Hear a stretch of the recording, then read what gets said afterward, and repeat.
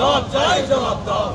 কেন তৃণমূল জবাব দাও, জবাব চাই, জবাব দাও। এই তৃণমূল জবাব দাও, জবাব চাই, জবাব দাও। এই কর্পোরেশন সোসাইটি ভোট লুট করলে কেন তৃণমূল জবাব দাও, জবাব চাই, জবাব দাও। এই সোসাইটিতে ভোট লুট করলো কেন? জবাব চাই, জবাব দাও।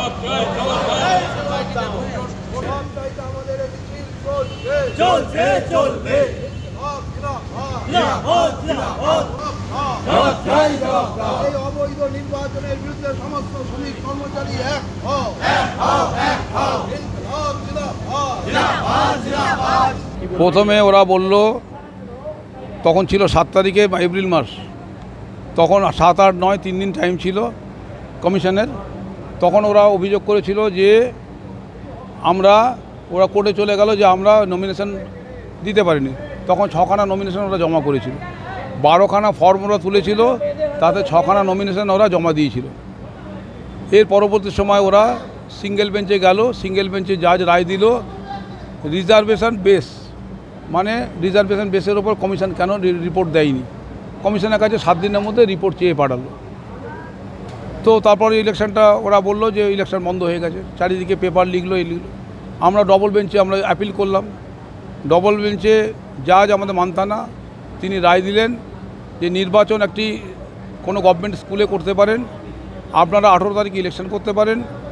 নমিনেশনের ব্যাপারে এবং ভোটার লিস্টের ব্যাপারে যে অভিযোগটা ওরা করেছিল, সেই অভিযোগের ভিত্তিতে জাজ রায় দিল যে অনলাইন ইমেলে সমস্ত নমিনেশন জমা করতে পারবে, এবং 10 তারিখের রাত্রি 12টা পর্যন্ত লাস্ট ডেট ছিল। সেখানেও ওরা নমিনেশন জমা করতে পারলো না, এবং ভোটার লিস্ট কিন্তু যথারীতি সমস্ত কিন্তু ভোটার লিস্ট ওদের পাঠিয়ে দেওয়া হয়েছে। ওরা এই ধরনের অভিযোগ করবে, তার কারণ হচ্ছে বাংলাতে মমতা ব্যানার্জি যে সামাজিক প্রকল্প নিয়েছে, মানুষের জন্য যে কল্যাণে কাজ করছে, সেই কল্যাণমূলক কাজের আমরা ফল পাচ্ছি। আমরা কর্পোরেশন কেন সমস্ত জায়গা সারা বাংলায় আমরা সেই ফল পাচ্ছি। সেই ফলের স্বরূপ আমরা আজকে 23টা সিটে আমরা বিজয়ী হয়েছি। ওরা এই ধরনের অভিযোগের কোনো সারমর্ম নেই। ওরা আপনাদের নেতাদের বিরুদ্ধে একটা গুরুতর অভিযোগ করছেন। ওরা বলছেন যে একদিকে তিনি কলকাতা পুরসভা থেকে পেনশন পাচ্ছেন, আবার বিধানসভা থেকে তিনি বেতন পাচ্ছেন। এই ধরনের অভিযোগ আজ থেকে 22 বছর 25 বছর আগে হয়েছিল, কিন্তু দেখা যাচ্ছে আইনের বাইরে তো কেউ নয়। আইন যদি বলে যায়, আইন যদি বলবৎ থাকে যে 2 জায়গায় পেনশন ড্র করতে পারে, অবশ্যই সে পেনশন ড্র করবে। যেমন ধরুন ওরা লিফলেটে লিখেছে 11 লক্ষ টাকা নাকি আমরা তছরূপ করেছি, তাই কি? আমরা কোভিডের সময় আমরা মমতা বন্দ্যোপাধ্যায় বাংলার মুখ্যমন্ত্রী, এমন একটা পর্যায়ে অবস্থা হয়েছিল বাংলার মানুষের কোভিডের, সারা ভারতবর্ষ সারা পৃথিবীতে।